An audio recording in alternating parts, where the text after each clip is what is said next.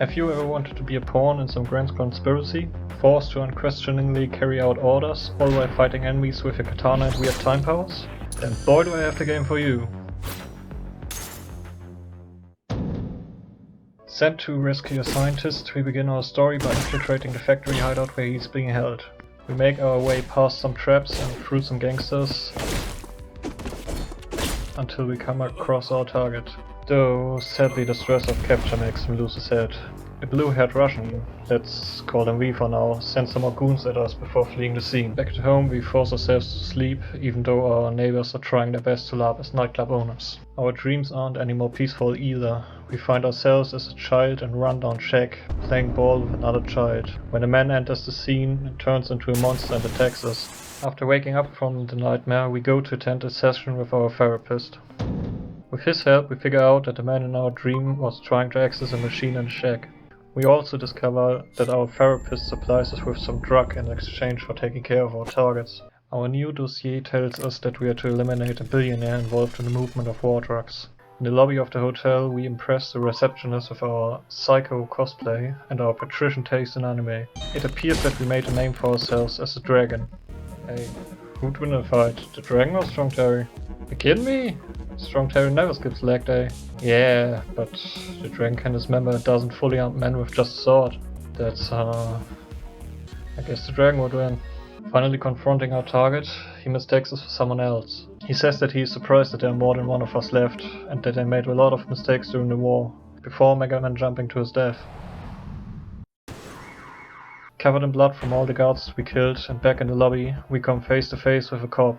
Luckily the receptionist tells him about our cosplay, and since the poor quality cosplay prohibition was repealed last year, we have nothing to fear from the feds. In the hallway of our apartment, a little girl bumps into us and insults our rundown living arrangement. This night our nightmare repeats but continues past the part we saw, now showing a man with a gun shooting the scientist and turning it on us. Off to the BetterHelp quality therapist again. We tell him about our dream and he helps us make more sense of its meaning, revealing that the dreams might be a traumatic memory from before a hand injury, which left us with memory loss. The next target is the DJ. Our dossier warns us that he is a pathological liar and we are supposed to kill him without speaking to him. Blending in with the club girls, we make our way past the guards and sneak into the backstage area. What did you do to Strong Terry? I will avenge your death. You will pay for this. Not satisfied with just killing Strong Terry, we also take the opportunity to wipe out the council of Skinny Rickies.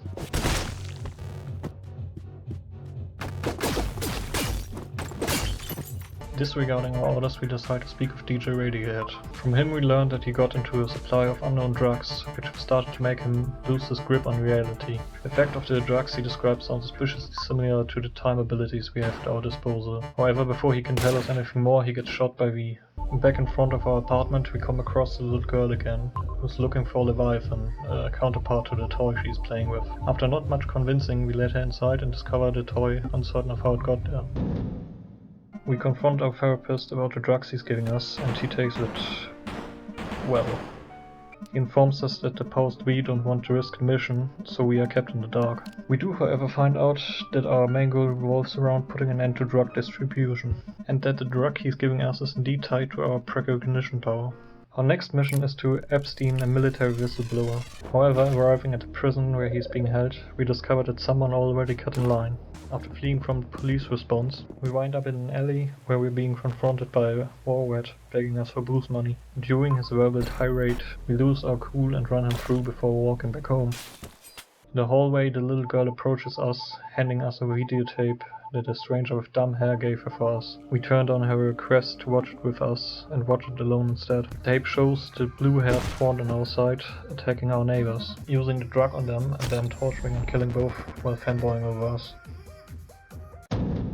On the way home from the therapy session that got cancelled without further notice, we get offered a ride from V, who tries his hardest to impress us. After inviting us to film some movies, with him, we call him pathetic and jump out of his car. We then follow him to the film studio and chase him inside. Given the opportunity, we decide to expand our cosplay skills and start acting out in the sets, riding minecarts, slaying overhead and fighting robots and aliens.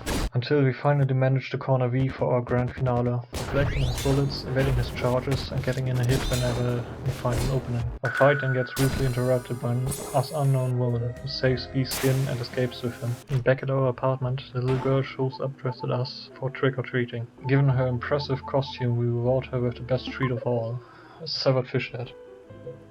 This night we wake after drinking poison tea to two strangers standing in our home, identifying each other as tragedy and comedy. They warn us that we will soon be forced to choose between life and death, granting us one and bringing the other to someone else. Taking unidentified drugs seems to have affected our consciousness, since we find ourselves in our therapist's office without remembering getting here. He ignores everything we say before insulting us and turning into V. We're thrown into another scene, taking guard before being forcefully rewinded over and over again. 28 years in that godforsaken jungle. Killing soldiers wasn't bad, hardly remember it. Burning those villages, watching those naked peasants cry. I see it every day. It's a PTSD, it's a drug.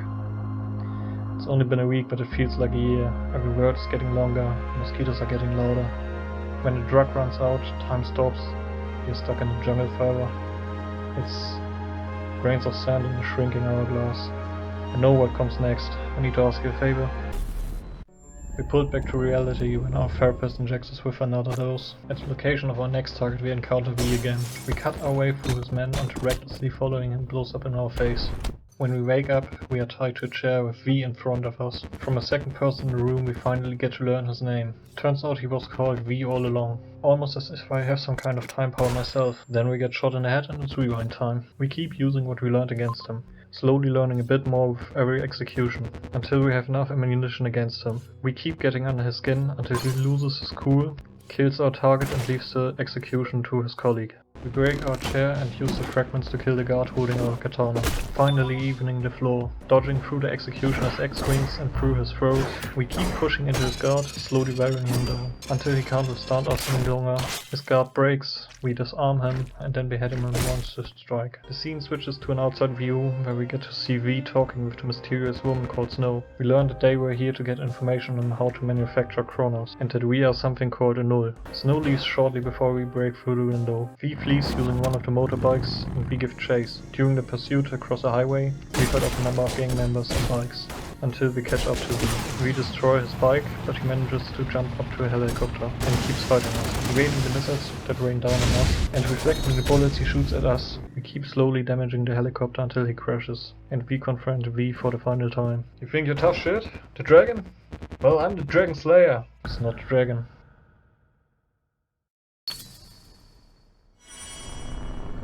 The stranger cuts off V's arms, and we flee the scene in panic. To deal with the stress of the day, we hit up a bar and start drinking with some veterans. They don't believe us when we tell them that we served in the same war. Since we seem far too young, we learned that the war ended when protests started over child killings. One of our drinking buddies tells us that some kind of psychic spec ops high on Chronos was at fault. We keep drinking until closing time and stumble our way home. The little girl tries to talk to us, but we are far too shit-faced to make sense of what she's saying. We go into our flat and pass out. The next morning, the little girl knocks on our door and we let her in. Turns out she needed a place to stay the night, and since we were too drunk, she had to sleep under the stairs. We search our flat for anything edible, and present her with a nutritious breakfast of protein paste. We decide to let her stay and head out for a therapist appointment. He appears less than pleased with the events of yesterday. While he berates us, our consciousness shifts again, and we find ourselves face to face with Anders V, who tells us about Chronos withdrawal, and how it causes time to slow down until it completely stops, and you become trapped in your own head. We are forced back to reality by our therapist injecting us with another dose of Chronos, and we tell him that we are not a dragon. At first he doesn't believe us, but after we give him more details and a description of the swordman, he reveals that the person is known to them and sends us to a casino to kill the dragon. Following the old gambler saying, "Never quit, just abuse the weird time powers to win." We hit it big and gain access to the VIP area, but not before receiving a compliment on our sick cosplay. We see the dragon and the man in uniform talking, and the organization behind V is looking to revive Chronos. Kronos. While the dragon wants revenge for what the Kronos project put him through, we break through the door and interrupt the two. The dragon flees and the man in uniform remains to hold us off. Time rewinds to the moment before our finishing blow and he evades, detonates a smoke bomb and vanishes. Find the prison security tapes and leave the scene fighting our police response unit. In front of the gate we become surrounded by overwhelming numbers, but comedy and drama present us with our choice. Choosing death, the cops open fire and our story comes to an end. So, rewind time. Choosing life, the cops start vomiting blood and slump to the ground dead, allowing us to leave the scene. Back home, the little girl surprises us with a clean apartment. She sees the tapes we brought with us and wants to watch a movie. With us not wanting to traumatize her with the contents, we take her to a movie store instead. Not given much choice, we decline her request for a cartoon and pick up some samurai movies that we ordered last time, deciding to traumatize her with the contents of those instead. Once she has fallen asleep, we check through the prison tapes. They show the dragon cutting his way through the prison, interrogating the prisoner, and then killing him. From this exchange we learn about Leon von Alvesleben, the one responsible for creating Kronos in the first place. Before we can enter our therapist's office, we receive a call telling us the location of von Alvesleben. We decide to skip our session and investigate this lead instead. A video screen welcomes us and tells us that this used to be the testing ground for the Null project. The man on the screen aims a sniper at us and we are forced to evade. We make our way through the testing grounds, fighting guards, evading traps and sniper fire. We enter the last test chamber and are forced to participate in it. After some crushing mistakes and burning disappointments, we succeed and get our results. Turns out we are a super loser. No, wait, a Gamma Null. We were given Kronos from childhood by the government and trained to be a super soldier. Considering the project failure, the sniper then detonates explosives erect, destroying the last supply of Kronos. We move further into the facility until we come across a room containing different machinery. The monitors play the videos we saw throughout the course, and at the end stands a cryo chamber which we open. Leon comes stumbling out and decays right in front of us. Back home, the little girl takes us to a roof overlooking the city. Just goes so far. I wonder what's beyond the mountains. I can't see all the muck and trash up here, just the lights. It's pretty. I want to see it all someday. No. What? You're going somewhere better. Somewhere far away. Like the second district? Farther. Okay. Hey, what's that? It's from the war. A medal. Wow! You were in a war? That means you're a hero. You need to clean it though. It's really dirty. I haven't taken it off in 7 years. Reminds me that no matter what I'm doing, did something good once. What? Why'd you do that? I have other reminders now. Oh. Can we stay up here for a little longer? Yes. I'm pretty sleepy, but I don't want the man in mask to come back. I won't let anyone hurt you. You promise? Okay. The next morning we were woken up by the little girl trying her hand at cooking. Found a couple of fish heads and some protein paste and made a soup out of it. Try it. Thank you. So, how is it? It's interesting. Really? You like it? I'm so glad. Thought it was gross. Spit it out right away. She then gives us Behemoth since she has found a new protector, and we head out for our next meeting with our therapist. He's furious with our failure and us going rogue. We confront him over us being null. He tells us that the Kronos withdrawal will kill us, but he can supply us with enough if we keep obeying him. The goal of the organization that controls us is to destroy any trace of Kronos. So we are given one last chance and head out to a research bunker. In the lobby we run across the receptionist again. She was unsuccessful in finding the anime we recommended, asking if we could watch it together sometime. So fellas, if we want to date, just throw on some cosplay, act like a snob, it'll surely work out. Having secured the date, she just waves us through and we get to work. We begin moving deeper and deeper underground through all kinds of challenges until the bomb vest puts a temporary stop to our advance and shows us one more glimpse in our dream. The monster that we feared turned out to be a null soldier. Back on our feet, we take the plunge even deeper into the bowels of the facility. Fighting through countless traps and guards, we end up face to face with the null soldier we fought in the casino. Weaving through the lasers he shoots, cutting down the guards we summoned, and keeping up the pressure against him. We push him into a corner and he detonates the floor beneath us, bringing us both into the heart of the facility. In front of the vault we begin our final confrontation. And here we are, two junkies fighting over the last hit. We can work together. There's not enough Kronos, damn it. Couldn't work together even if we wanted to. Sorry that has to end like this. We don't have another choice. Maybe there's enough chronos in your bloodstream to slow down the withdrawal. Everything said that could be said, the fight continues. His knife slash is swift, lasers devastating, bullets numerous, trying to overwhelm us with turret fire, but every death brings us closer to victory, until finally connected hit. He loses his knife and reveals one test. Scramble for the knife, and as he charges, we throw it at him. Kill the people who did it to us. For me. We decide to put him out of his misery and use his head to open the vault. Inside we are confronted with the target of our mission, a woman and 2 children. Faced with this, it clicks, and we realize that the dreams were our past and we were the monster. Now confronted with the guilt of our past, we can't bring ourselves to carry out the orders. What are you doing? The targets are still alive. What the hell have you done? Do you understand what you've done? I haven't been able to reach my daughter all day. My phone, I still have this. I can explain this. They won't come after me. I had nothing to do with this. Dreams were real. No, I'm leaving. I need to leave. There's no time.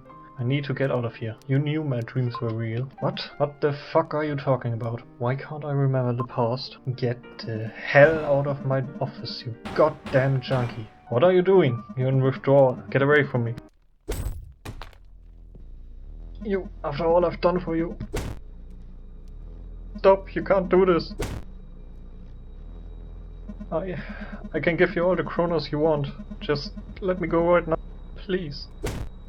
You're fucking subhuman. Done with all the lies and secrecy, we decide to bust his head in. Searching through his files, we find that we served our purpose and we designated the next target. We return home and find our flat broken into, the little girl gone. Hide quickly, null soldier.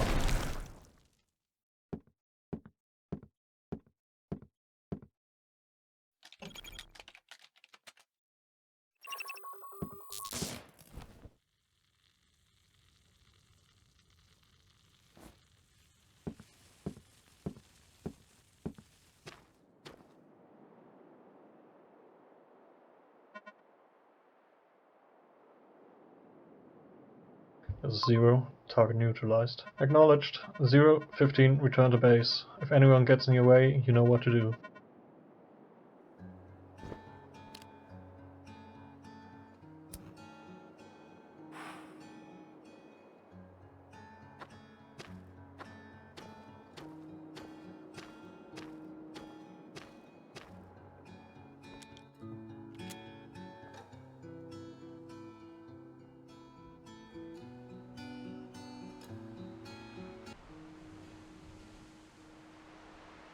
V is dead. It was a null survivor. Gamma 15, sir. I see. Then we will soon need to wage open war with the government.